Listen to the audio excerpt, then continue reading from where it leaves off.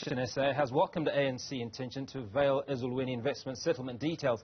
The party had written to ANC Treasurer General Gwen Ramokgopa to share the details of how the settlement was structured. Joining us is Beaumont, ActionSA National Chairperson. Mr. Beaumont, good to see you. Appreciate your time. Now, there seems to be confusion, certainly or a contradiction between the ANC spokesperson, Ms. Beaumont, and President Cyril Ramaphosa on the availability of the information that you're looking for. Speak to us about that, and I think that's where we can start this conversation.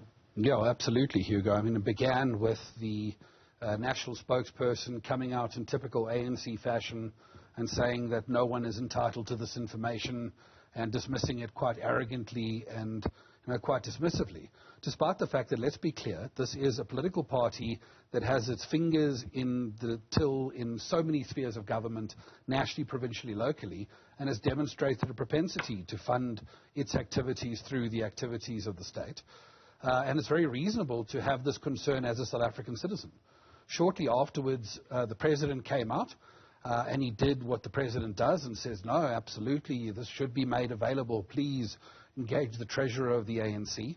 And, of course, upon engaging the Treasurer of the ANC, you can already see that their approach is to revert back to you're not entitled to this information. Because when the President makes an offer like that, it's very clear, it's hollow, it's about style over substance, and there's no sincerity. So you've obviously called his bluff. What are your expectations? Well, the expectation is we must have this information.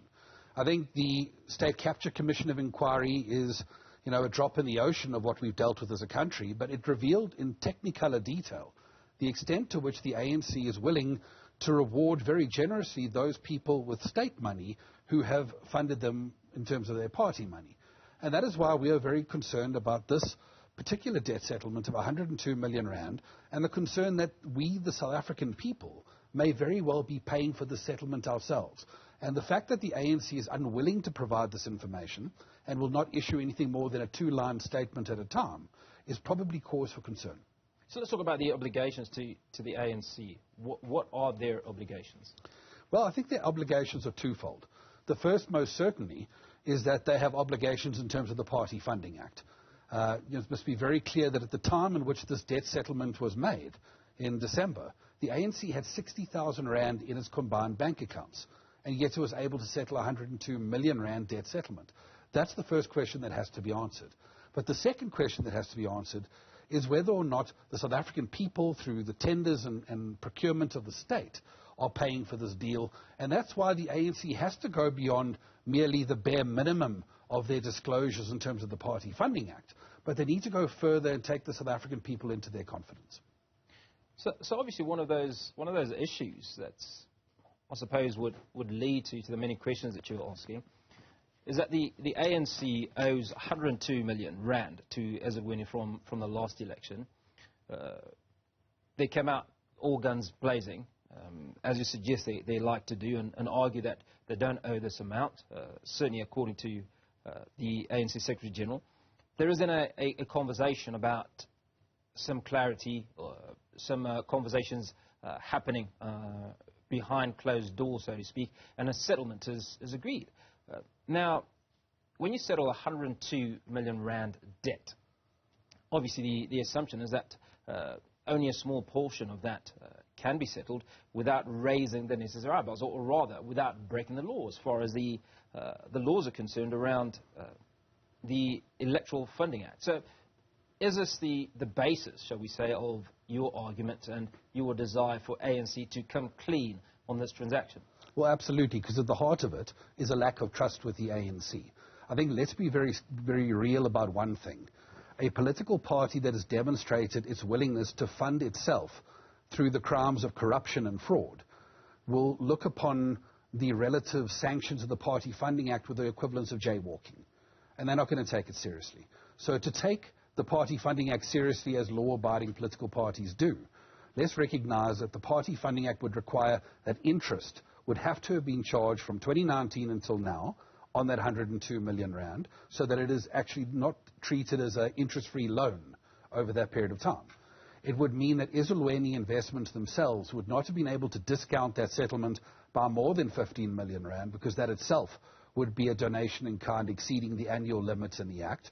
But in addition to that, when you divide 102 million rand plus interest over the 15 million rand annual limit, you would realize very quickly that it would take a minimum of at least 7 donors to have provided that 102 million rand debt settlement. And our concern is, who are these people, and what are the deals behind the deals that we as South Africans may very well be paying for in this lack of transparency?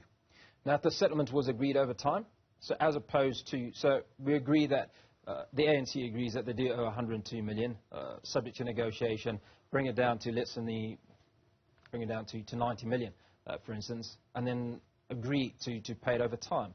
Would this be an option for the ANC?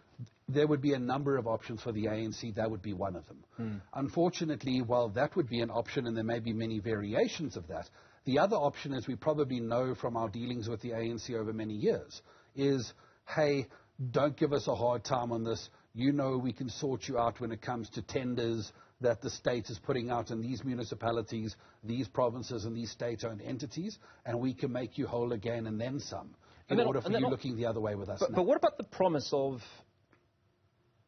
we've got another election, so they owe 102 million rand from the last election. There's another election this year. What are the promise of, okay, we'll pay you in this election? Does that become illegal, or could this be part of a proper settlement? It would be impossible to say until we can study the terms of that agreement. And that's why it has to start with obtaining that agreement. Because at the heart of the Party Funding Act is 2 things. One, there has to be a level of transparency. So you and I can't sit and have this conversation speculating what's in that agreement without that agreement being in front of us, because there are 1,000 permutations of that agreement and what it could be, and some of those are illegal and some of those are not.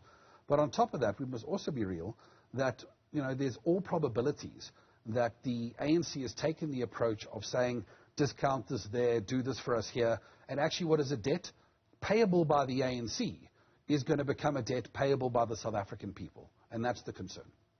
So what are your plans to keep the public informed, outside of obviously coming on to Newzroom Afrika, on these proceedings? And how do you intend to pursue it if that information is not forthcoming? Well, I think there's 2 approaches primarily. Our first approach was through the IEC.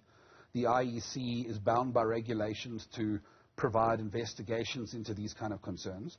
The regulations are written in such a way where, it would be irrational and unreasonable for the IEC not to look into this concern, given what is in the public domain.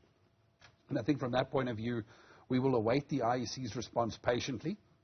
And if the IEC in any way doesn't provide that investigation, we will consider legal options, because actually legally, when you look at what underwrites the Party Funding Act, which is the Constitutional Court judgment, transparency is at the heart of it. The second point about dealing with the ANC is to give them a chance. The President says, write to our Treasurer General, she will provide you with all the information in his usual charming kind of way. But I think you and I probably realize that that's hollow, because at the end of the day, it's unclear who leads the ANC, but it's clear it's not the President. Because if the President says make it available in most political parties, that documentation is made available the next day. In the ANC, it looks like the Treasurer General and other office bearers can quite frankly turn around and say, not available. But Mr. Beaumont, we've seen a tendency with the ANC's leadership to fire from the hip. We talk about the ANC Secretary General, who spoke about the fire pool in Kandla a few days ago, and again chastised by some of the top politicians. So could this not be a case of President was on the spot, he had to come up with a response, and that was the response? It could well be. But I think South Africans have grown accustomed to this particular President's tendency to say things that sound good and to say things that appear to be, transcending party politics. But when the time comes to actually follow through with those commitments, and the time comes to provide the transparency rather than talk about it, it doesn't appear to be available. The President has said in his term of office that he would rather be the President that keeps the ANC together than the President that delivers well for the country. So he's very clear in what's important to him. And I think it's going to play out exactly that way in this story as well. Okay, that's where we're going to leave that conversation. Appreciate you so much for coming into the studio. Michael Beaumont, ActionSA National Chairperson, speaking to us about the ANC's decision to make available or not those details around the Ezulweni Investments